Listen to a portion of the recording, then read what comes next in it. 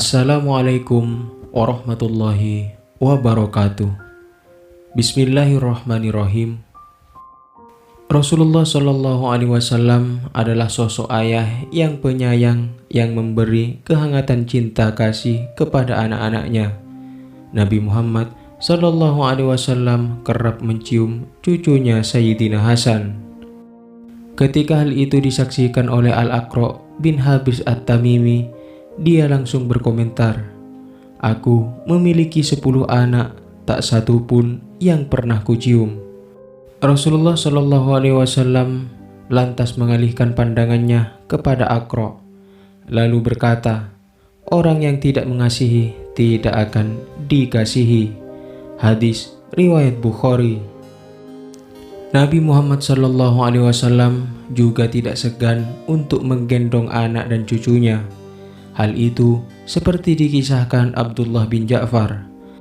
Rasulullah menjemput kami, yakni Ja'far dan Hasan atau Husain, ketika pulang. Kemudian beliau menggendong salah satu dari kami di punggung, sedang yang lain beliau bopong di dada sampai kami memasuki Madinah. Hadis riwayat Muslim. Mengajak bermain atau bercanda dengan anak-anak tidak akan mengurangi wibawa sebagai orang tua. Bahkan Rasulullah Shallallahu Alaihi Wasallam tidak merasa malu saat dia melakukan hal demikian di depan orang banyak. Seperti yang diceritakan Ya'la bin Murrah saat mereka pergi bersama Rasulullah Shallallahu Alaihi Wasallam untuk menghadiri undangan makan bersama.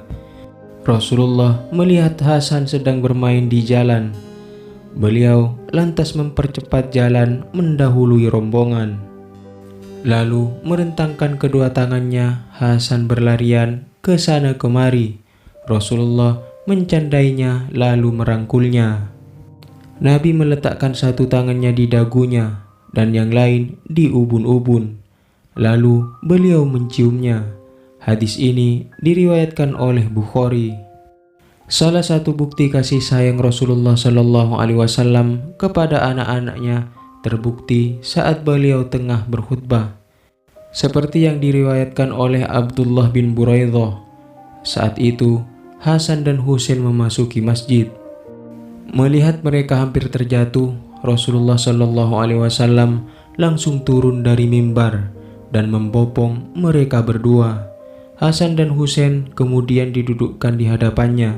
Selanjutnya, Nabi membacakan firman Allah, "Dan ketahuilah bahwa hartamu dan anak-anakmu itu hanya sebagai cobaan." Quran Surat Al-Anfal ayat 28. Diceritakan bahwa Rasulullah Shallallahu Alaihi Wasallam pernah bersabda bahwa Sayyidina Hasan cucunya kelak adalah salah seorang penghuni surga dan wajahnya yang paling mirip dengan beliau Rasulullah Shallallahu Alaihi Wasallam. "Engkau menyerupai aku, baik dari bentuk rupamu maupun akhlakmu." Bahkan Sayyidina Ali bin Abi Thalib sendiri pernah berkata, Hasan menyerupai Rasulullah Shallallahu Alaihi Wasallam dari dada sampai kepala, sedangkan Husain menyerupai Rasulullah Shallallahu Alaihi Wasallam di bagian-bagian lainnya, dari dada sampai ke bawah. Mengetahui hal itu, pada suatu hari Sayyidina Hasan kecil menangis dan datang menemui ibunya, yaitu Sayyidah Fatimah. Husain kecil lalu berkata, "Ya ibu, mengapa kakek Nabi kita Muhammad Shallallahu Alaihi Wasallam lebih mencintai kakakku Hasan? Mengapa engkau berbicara seperti itu, wahai anakku?" Jawab Sayyidah Fatimah. Sayyidina Husain kecil lalu mengutarakan sebab kecemburuannya. "Kakek sering mencium kakak Hasan di bibirnya, sedangkan aku, kakek hanya menciumku di leher." Kemudian Sayyidah Fatimah membawa Sayyidina Husain kecil kepada kakek mereka dan Nabi kita Muhammad Sallallahu Alaihi Wasallam dan menceritakan kecemburuan cucunya Husain. Rasulullah Sallallahu Alaihi Wasallam menatap tajam dan lama, lalu bersabda, "Wahai anakku Fatimah, Hasan selalu aku kecup di bibirnya. karena dia akan mati diracuni oleh orang terdekatnya dan seluruh isi perutnya akan keluar lewat mulutnya. Sedangkan engkau Husain, Rasulullah Shallallahu Alaihi Wasallam menatap Husain kecil cucunya lama sekali. Beliau Rasulullah Shallallahu Alaihi Wasallam tidak bisa meneruskan ucapannya dan pingsan beberapa saat.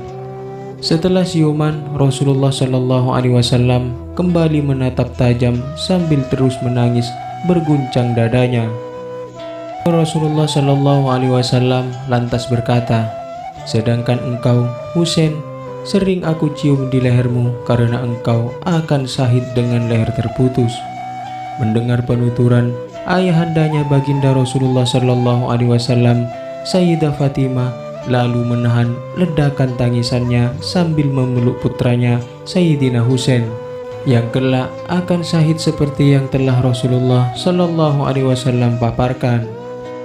Keluarga kecil penuh cahaya surgawi itu pun pecah oleh tangisan Rasulullah Shallallahu Alaihi Wasallam yang mengguncangkan alam semesta. Sejarah akhirnya mencatat apa yang disabdakan Rasulullah Shallallahu Alaihi Wasallam setelah beliau wafat. Sayyidina Husain cucu Rasulullah Shallallahu Alaihi Wasallam syahid dengan kepala terputus dari tubuhnya dalam pertempuran di padang Karbala melawan pasukan Ubaidillah bin Ziyad. Ubaidillah mendapat tugas dari Yazid bin Muawiyah agar Sayyidina Husain mau membaiat Yazid sebagai khalifah setelah Muawiyah.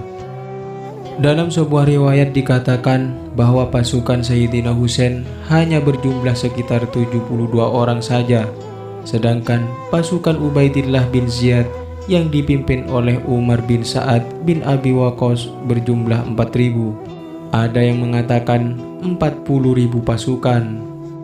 Sebagai manusia biasa, bisa kita bayangkan andai kita diberitahu oleh Allah tentang takdir cara kematian kita, apakah akan kuat menerimanya? Sedangkan Rasulullah Shallallahu Alaihi Wasallam saja sampai pingsan karena sudah diberitahu kronologi kematian cucu-cucunya itu. Semoga bermanfaat. Wallahu a'lam bishawab. Assalamualaikum warahmatullahi wabarakatuh.